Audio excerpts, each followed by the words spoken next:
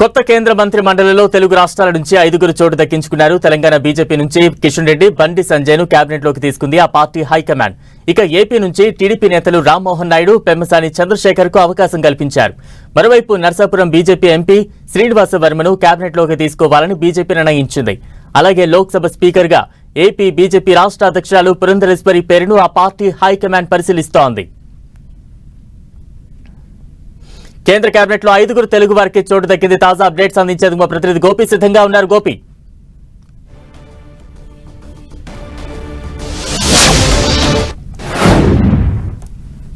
తెలుగు రాష్ట్రాల నుంచి కూడా 5గురికి కేబినెట్ లో స్థానం దక్కింది. అలాగే స్పీకర్ పదవికి సంబంధించిన అంశంపైన కూడా చర్చ జరుగుతోంది. ప్రస్తుతం తెలంగాణ నుంచి కిషన్ రెడ్డికి, అలాగే బండి సంజయ్కి కేబినెట్ లో చోటు దక్కింది. అలాగే ఏపీ నుంచి ఎన్డీఏ మిత్రపక్షంగా ఉన్న టీడీపీకి రామ్మోహన్ నాయుడు, అలాగే పి చంద్రశేఖర్ కి స్థానం దక్కడం జరిగింది. అలాగే నర్సాపురం ఎంపీకి కూడా ఈ మోడీ కేబినెట్ లో స్థానం దక్కడం జరిగింది.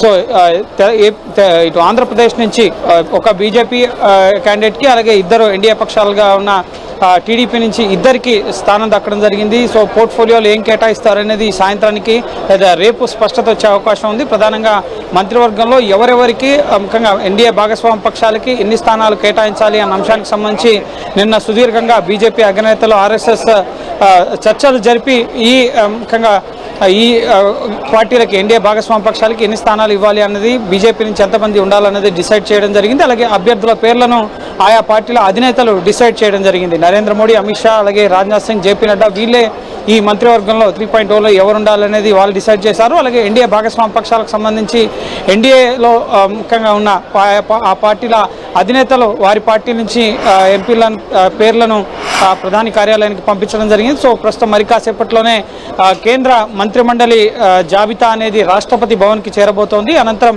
సాయంత్రం 7:15 ప్రమాణ స్వీకార కార్యక్రమం అనేది ప్రారంభమవుతుంది. రాష్ట్రపతి ద్రౌపది ముర్ము రాష్ట్రపతి భవన్ లాన్స్లో ప్రధాని నరేంద్ర మోడీ చేత, అలాగే మంత్రిమండలిలో ఉన్న సభ్యుల చేత ప్రమాణ స్వీకారం చేయించడం జరుగుతుంది.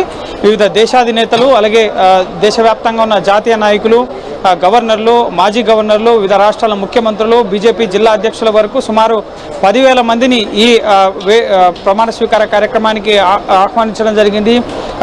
ఇది భారత్ సరిహద్దు దేశాలైన భూటాన్, బంగ్లాదేశ్, అలాగే నేపాల్, శ్రీలంక, ఇటు మారిషస్, ఈ విధంగా ఈ దేశాలకు సంబంధించిన అధినేతలు కూడా 6-7 దేశాలకు సంబంధించిన అధినేతలు కూడా ఈ ప్రమాణ స్వీకార కార్యక్రమానికి హాజరవుతున్నారు. అలాగే సార్క్ దేశాలకు సంబంధించిన ప్రతినిధులు, వివిధ దేశాలకు సంబంధించిన దౌత్యవేత్తలు కూడా ఈ ప్రమాణ స్వీకార కార్యక్రమానికి హాజరు కాబోతున్నారు. సో తెలుగు రాష్ట్రాలకైతే ఎన్నడూ లేనంతగా ఈసారి మోడీ 3.0 కేబినెట్లో ప్రాధాన్యత దక్కడం జరిగింది. సో పార్టీకి మొదటి నుంచి లాయబుల్గా ఉన్న నేతలు, సమర్థవంతమైన నాయకత్వాన్ని బీజేపీ నాయకత్వం ఎంపిక చేయడం జరిగింది. సో ఖచ్చితంగా మంచి పోర్ట్ఫోలియోలు వస్తాయని చెప్పి బీజేపీ నాయకులంతా కూడా ఆశిస్తున్నారు. తెలంగాణ అభివృద్ధికి కానీ, ఇటు ఆంధ్రప్రదేశ్ అభివృద్ధికి కానీ కేంద్రంలో ఈ మంత్రులకు దక్కే పోర్ట్ఫోలియోస్ ఆధారంగా ఆయా రాష్ట్రాల్లో మరిన్ని అభివృద్ధి పనులకు శ్రీకారం చుట్టే అవకాశం ఉంటుంది. కాబట్టి సో ఖచ్చితంగా మంచి పోర్ట్ఫోలియోస్ వస్తాయని చెప్పి ఇటు ఎన్డీఏ మిత్రపక్షంగా ఉన్న టీడీపీ ఆశాభావం వ్యక్తం చేస్తుంది. ఇప్పటికే కిషన్ రెడ్డికి 3 మంత్రిత్వ శాఖలు ఉన్నాయి: సాంస్కృతిక, పర్యాటక, అలాగే నార్త్ ఈస్టర్న్ డెవలప్మెంట్. సో ఇవి కాకుండా సో వీటిని కొనసాగించవచ్చు, లేదా ఇంతకు మించిన పెద్ద కేబినెట్ హోదా ర్యాంక్ ఉన్న మంత్రి పదవిని కిషన్ రెడ్డికి ఇచ్చే అవకాశం ఉంది. అలాగే బండి సంజయ్కి సహాయ మంత్రి పదవి, ఇటు పంచాయతీరాజ్ కానీ, రూరల్ డెవలప్మెంట్ కానీ, ఇటువంటి మినిస్ట్రీస్కి సంబంధించిన సహాయ మంత్రి పదవిని ఆయనకి ఇచ్చే అవకాశం కనిపిస్తుంది. ఇక ఏపీకి సంబంధించి ఒక కేబినెట్ రామ్మోహన్ నాయుడు కేబినెట్లో ఉండబోతున్నారు. అలాగే పి చంద్రశేఖర్కి సహాయ మంత్రి పదవి ఇవ్వబోతున్నారు.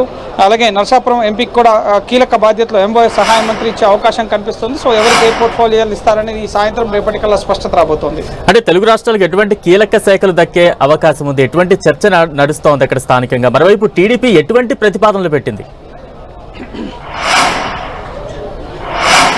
ఎస్ సార్, టీడీపీ ప్రధానంగా డిమాండ్స్ ఏమీ పెట్టలేదు. మాకు ఈ పోర్ట్ఫోలియోలు అయితేనే మాకు ఖచ్చితంగా ఇవ్వాలి అని అయితే అడగడం లేదు. రాష్ట్ర అభివృద్ధి, రాష్ట్ర ప్రయోజనాలు ముఖ్యంగా మేము పనిచేస్తాం కాబట్టి సో కేంద్రంలో తమ భాగస్వామ్యాన్ని బీజేపీ గుర్తించాల్సి ఉంటుంది. ఏ నిర్ణయం తీసుకున్నా చట్టాల విషయంలో కానీ, లేక విధానపరమైన అంశాల విషయంలో కానీ, ఏ నిర్ణయం తీసుకోవాలనుకున్నా కానీ ఏకపక్షంగా కాకుండా ఇప్పుడు ఎన్డీఏ భాగస్వామ్య పక్షాలు టీడీపీ, అలాగే జనసేన, ఇటు నితీష్ కుమార్ జేడీయూ, ఏకనాథ్ షిండే వర్గం శివసేన, ఇటు ఆర్ఎల్డీ, అలాగే లోక్ జనశక్తి పార్టీ, ఇటువంటి పార్టీలకు సంబంధించిన కీలక నేతల సంఖ్య సంఖ్యాబలం ఇప్పుడు అవసరం, ఎందుకంటే బీజేపీకి 240 స్థానాల్లోనే సంఖ్యాబలం ఉంది.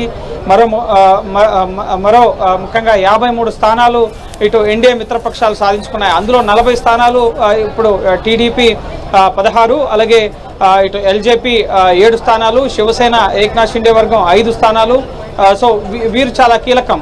సో 40 స్థానాలున్న ఈ పార్టీలు చాలా కీలకంగా మారబోతున్నాయి. సో వీరిని అడిగే డిసిషన్ తీసుకోవాల్సి ఉంటుంది కాబట్టి సో వీళ్ళకి కీలక పోర్ట్ఫోలియోలు ఇవ్వాలని చెప్పి అడుగుతున్నారు. అయితే డిమాండ్స్ ఏం చేయట్లేదు. ఇటు బీహార్ నుంచి నితీష్ కుమార్ కానీ, ఆంధ్రప్రదేశ్ నుంచి చంద్రబాబు కానీ వీళ్ళిద్దరూ కూడా చాలా కీ రోల్ పోషించబోతున్నారు కాబట్టి సో వీళ్ళు కేంద్రం నుంచి మనకు రావాల్సినవి సాధించుకుని రాష్ట్ర అభివృద్ధిలో భాగంగా రాష్ట్రానికి కావాల్సిన ఎన్డీఏ ప్రభుత్వమే ఇటు బీహార్లోనూ ఎన్డీఏ ప్రభుత్వం ఉంది, ఇటు ఏపీలోనూ ఎన్డీఏ ప్రభుత్వం ఉంది, కేంద్రంలో కూడా ఎన్డీఏ ప్రభుత్వం ఉంది కాబట్టి సో కేంద్రాన్ని నుంచి రాష్ట్రానికి రావాల్సినవి సాధించుకునే దిశగా మనం పనిచేయడానికి వాళ్ళు సంసిద్ధత వ్యక్తం చేసినట్లుగా తెలుస్తుంది. అందులో భాగంగానే మెజార్టీ పోర్ట్ఫోలియోస్ అభివృద్ధికి ముఖ్యంగా ఊతమిచ్చే మినిస్ట్రీస్ ఏదైతే పట్టణాభివృద్ధి శాఖ, జలశక్తి, అలాగే ఐటీ అండ్ కమ్యూనికేషన్స్తో పాటుగా రైల్వేస్, ముఖ్యంగా రోడ్స్ అండ్ ముఖ్యంగా ట్రాన్స్పోర్టేషన్ ఇటువంటి మినిస్ట్రీలో తమకు భాగస్వామ్యం కావాలి, సివిల్ ఏవియేషన్ ఇటువంటి మినిస్ట్రీస్లో తమకు స్థానం కావాలని చెప్పి వాళ్ళు అడుగుతున్నారు. అయితే ఈ కీ పోర్ట్ఫోలియోస్ను కూడా బీజేపీ తమ వద్దనే ఉంచుకుని సహాయ మంత్రుల్ని ఎన్డీఏ మిత్రపక్షాలకు ఇచ్చే అవకాశం కనిపిస్తుంది. అయితే ఒక్క కీ పోర్ట్ఫోలియో మాత్రం